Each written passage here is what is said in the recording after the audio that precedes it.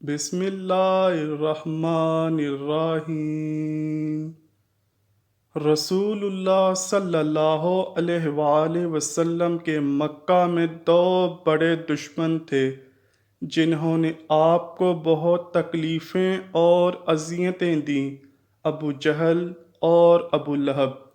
عام طور پر لوگ ابو جہل اور ابو لہب کو ایک ہی شخص سمجھتے ہیں، جبکہ کچھ لوگ ان دونوں کو حضور پاک صلی اللہ علیہ وآلہ وسلم کا چچا مانتے ہیں، جبکہ ایسا نہیں ہے۔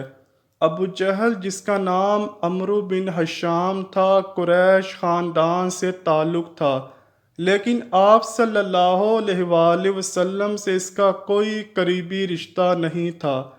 بعض لوگ جو اس کو آپ صلی اللہ علیہ وآلہ وسلم کا چچا خیال کرتے ہیں، یہ غلط ہے، اس لیے کہ آپ صلی اللہ علیہ وآلہ وسلم کے دادا حضرت عبد المطلب تھے، اور ابو جہل نہ عبد المطلب کا بیٹا ہے اور نہ ہی حضرت عبد المطلب کے خاندان کا ہے، بلکہ عبد المطلب عبد مناف کے خاندان کے تھے، اور ابو جہل مخزومی قبیلہ اور خاندان کا تھا۔ ان دونوں میں خونی رشتہ نہیں ہے۔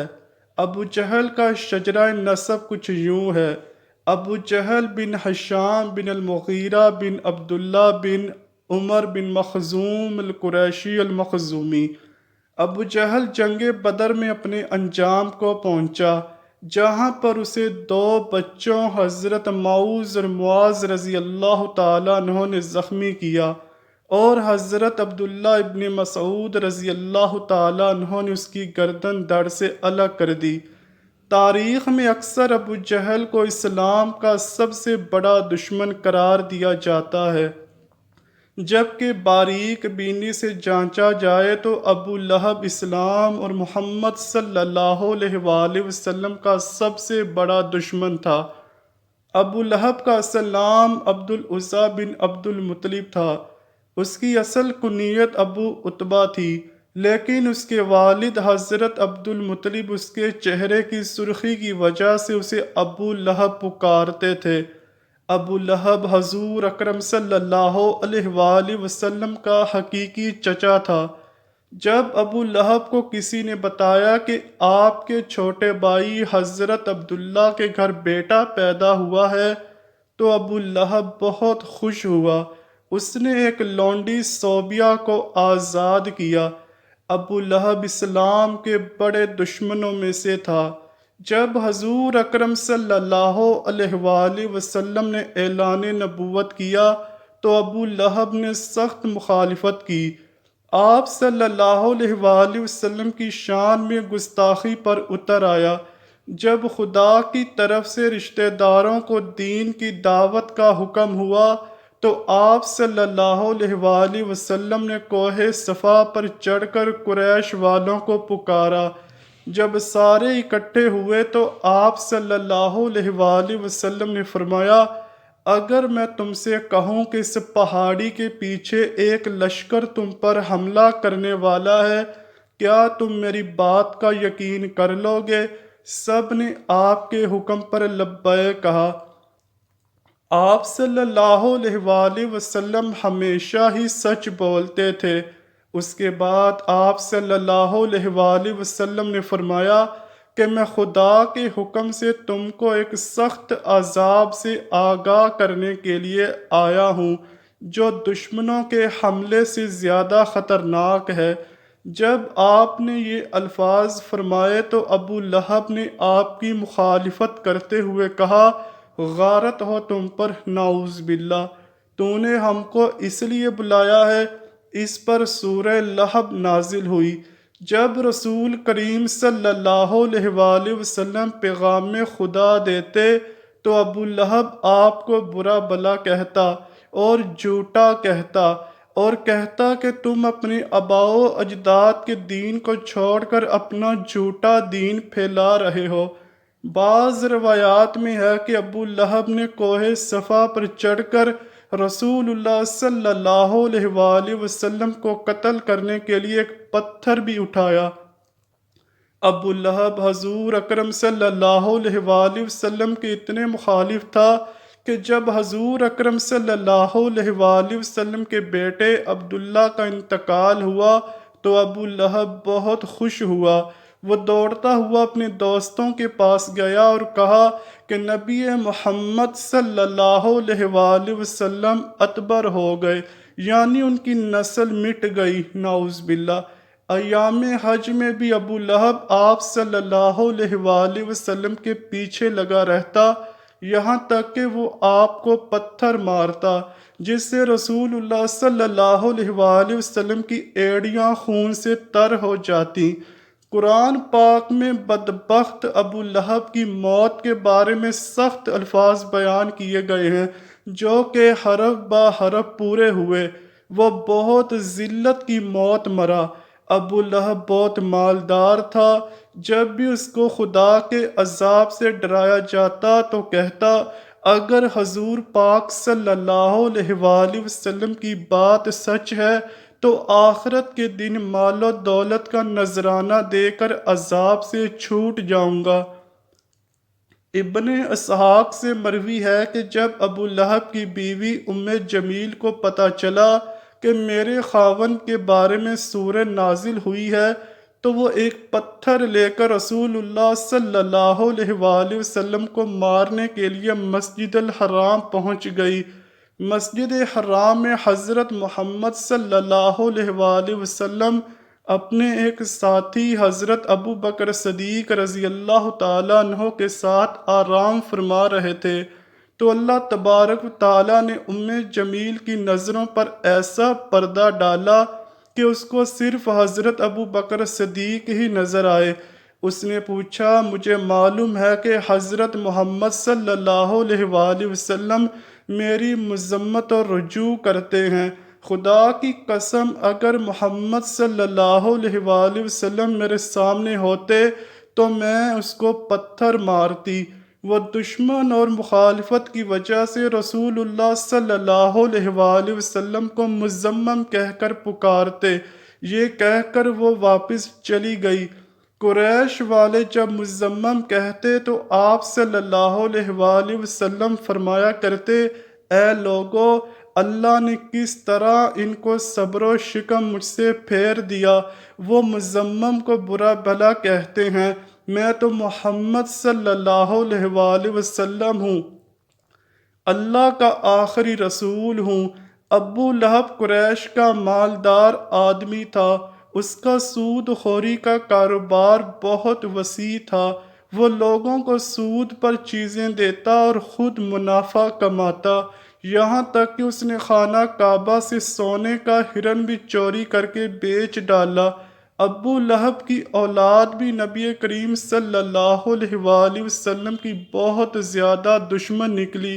ابن عساکر اور ابن اسحاق لکھتے ہیں کہ ایک دن ابو لہب کے بیٹے عتیبہ نے یہ ٹھان لیا کہ وہ محمد صلی اللہ علیہ وآلہ وسلم کے پاس جا کر ان کے رب کے بارے میں بری باتیں کہہ کر ان کو اذیت پہنچائے گا۔ عتیبہ بدبخت نبی کریم صلی اللہ علیہ وآلہ وسلم کے پاس آیا اور بہت سخت کلامی کی، اور سب سے بڑا جرم یہ کیا کہ چہرہ انور کی طرف تھوکا، مگر وہ ناپاک تھوک چہرہ انور پر گرنے کی بجائے دور جا گرا۔ اس کی گستاخی پر رسول اللہ صلی اللہ علیہ وآلہ وسلم نے دعا مانگی، اے اللہ اس پر اپنے کتوں میں سے کسی کتے کو مسلط کر دے۔ عتیبہ اپنے خیال میں بڑا کارنامہ سر انجام دے کر اپنے باپ کے پاس آ گیا۔ ابو لہب نے پوچھا، پیارے بیٹے تو نے اسے کیا کہا؟ اس نے بتایا کہ میں نے یہ کہا۔ تو پھر اس نے پوچھا، اس پر محمد صلی اللہ علیہ وآلہ وسلم نے کیا کہا؟ عتیبہ نے بتایا کہ اس نے یہ بددعا دی۔ یہ سنتے ہی ابو لہب کا رنگ سرخ ہو گیا، کیونکہ وہ جانتا تھا کہ محمد صلی اللہ علیہ وآلہ وسلم کی کوئی بھی دعا ایسی نہیں جو قبول نہ ہو۔ اب وہ پل پل اپنے بیٹے کا خیال رکھتا۔ ابو لہب ایک دفعہ قافلے کے ساتھ شام روانہ ہوا اور راستے میں ایک جنگل میں گرجا گھر میں انہیں پڑاؤ کرنا پڑا۔ جنگل میں خوفناک جانوروں کا خطرہ تھا، تو ابو لہب کو بار بار حضرت محمد صلی اللہ علیہ وآلہ وسلم کی بد دعا یاد آ رہی تھی۔